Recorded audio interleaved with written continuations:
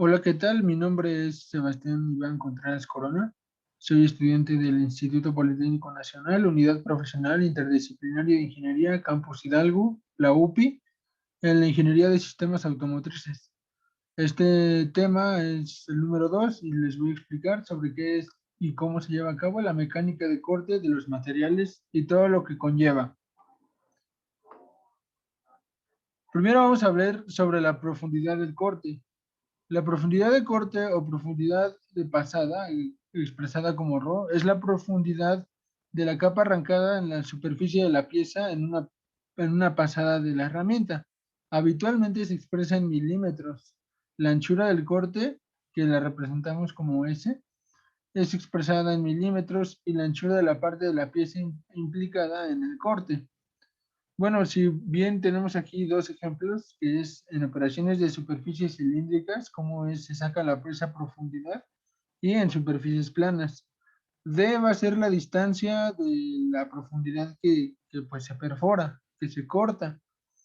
D sub F es el diámetro final de la pieza en superficies cilíndricas y D sub I es el diámetro inicial de la pieza, igual en milímetros o pulgadas, donde la fórmula pues para sacar la profundidad en superficies cilíndricas es diámetro inicial menos diámetro final sobre 2.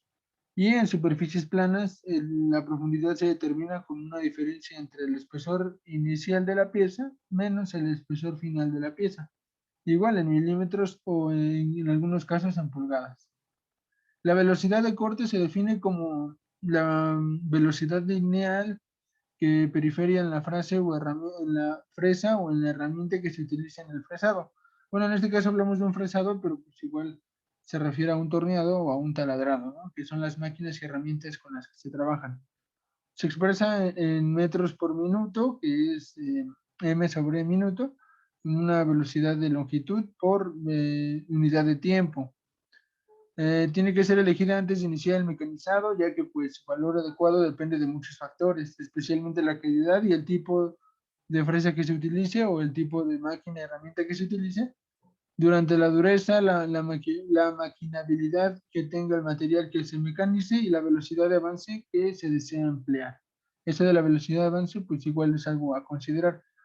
La velocidad de corte, a partir de la determinación de la velocidad de corte, se puede determinar las revoluciones por minuto que tendrá el lucillo, el portaherramientas, según la siguiente fórmula. Pues si bien BC es la velocidad de corte, que es la que queremos determinar, unidad de longitud por unidad de tiempo, N es la velocidad de rotación en la herramienta, es el minuto a la menos 1, por pi, por D sub C, que es el diámetro de la herramienta, sobre 1000 milímetros sobre metro. Y eso nos queda que es metro sobre minuto en un análisis dimensional. La velocidad de avance es el mecanizado de la velocidad relativa entre la pieza y la herramienta, es decir, la velocidad con que progresa el corte. El avance y el radio de la punta de la herramienta de corte son los factores más importantes en los cuales depende la rugosidad de la superficie que se obtiene en el mecanizado. El avance por revolución, Fn, que lo expresamos como milímetros sobre las revoluciones, es el producto del avance por diente por el número de dientes, que es Z de la herramienta. Pues si bien Fz en la diapositiva pasada es la velocidad de no, Fn es la velocidad del avance por revolución y se expresa por el producto de el número de dientes de la herramienta por el avance del diente. Y bueno, en la velocidad de avance es el producto de avance por la revolución por la velocidad de rotación en la herramienta. Aquí ya vemos esta fórmula sustituida en la de abajo, que si bien Fn es F sub z por z y Fn por n es igual a F. Por lo tanto, F es igual a Fz por z, por el número de dientes sobre revolución por el número de revoluciones por minuto.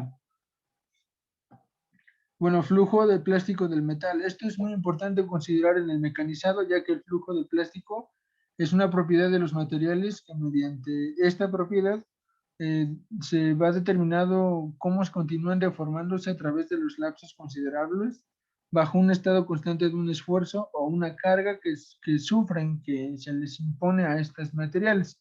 La velocidad de incremento de la deformación es grande al principio, pero disminuye con el tiempo, hasta que después de muchos meses alcanza asintóticamente un valor constante. Bueno, las fuerzas que intervienen en este mecanizado, en los materiales, pues son muy importantes, ya que las fuerzas de corte están compuestas principalmente por el esfuerzo de arranque de la viruta y el esfuerzo para romper la viruta. La intensa presión y la fricción del proceso da lugar a las fuerzas que continúan en varias direcciones.